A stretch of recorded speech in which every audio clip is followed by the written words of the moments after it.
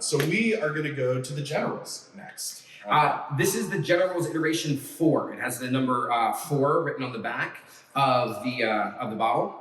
And I'll spin it around so that everybody can see that. That's something that I did when I first arrived here at the Grange. The General's is a non-vintage bottle. And because it doesn't even have a paper label on it, it's the printed glass. Sometimes it was very hard to tell how old the bottles were.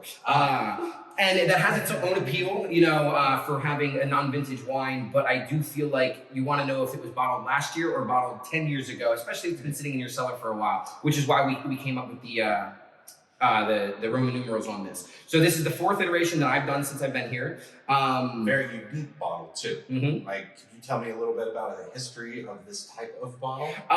This is a pretty hard to get bottle. There's only one company that I know in America that services it, but it's traditionally a Portuguese style, I believe. Okay. It's the port style bottles that you get. It's kind of like that short, fat pirate rum bottle that you see. But yeah, it's not Bordeaux, not Burgundy, not the Hock that you get in Austria. A very different bottle, as you said. And I think it really paired well with the history and the style of wine that this is. This wine was made to commemorate the Civil War in Virginia, both sides just admiring and just honoring the history that it brought to us. So we wanted a bottle that had a little bit of flash to it, hence the printing on it, the lack of a label, and a bottle that you don't normally, a bottle shape that you don't normally see. Yeah, well, very cool.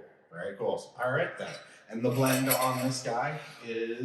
This one is a little bit Merlot heavy. Okay. I put Chambourcin in this, usually about 30 to 40%, but this one has a little bit more Merlot than the Chambourcin.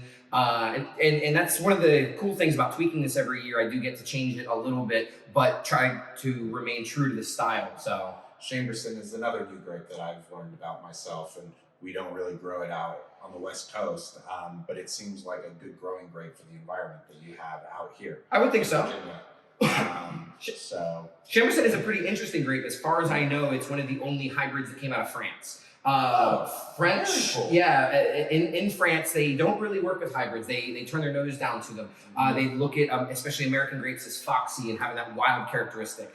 But France is much more, this is the region where this grape is grown. Yep. We've been doing it for this long. They don't change. Right, whereas us here in the United States are, let's just try growing this grape here and see what happens. Exactly. So as I know the history of Chambourcin, it was developed in France, but doesn't have a place. So it wasn't going to be grown in Bordeaux, grown in Burgundy. These places aren't going to accept a brand new grape, especially a hybrid. But luckily it landed, I believe, in Cornell and on the East Coast. And it's something that has done well, as Amitai said. The growing conditions for Chambourcin really have taken to our soils and our climate. So fantastic. Well, let's smell this and taste this.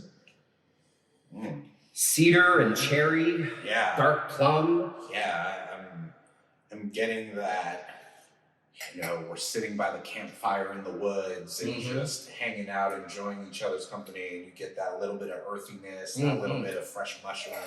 But that cedar's definitely coming out of that nose there. As you said, I tend to tell people this makes for a great cigar wine too, because of that smoky earthiness. It really pairs well. It even has hints of cocoa and caramel in it, so if you get one of the cigars that has a little bit of sweetness, I think it really kind of bridges the two and offers for a very unique pairing experience. So, well, I think that once this snow lets out here and we're sitting outside, a cigar in this might be in my future. Yeah. So here we go. Yeah, it's very smooth. It's easy to drink. I can see this just being one of those wines where when you have a group of people, you just open up the bottle and share and talk. And absolutely. Just very community-based kind of bottle. So. Excuse me. Excuse me.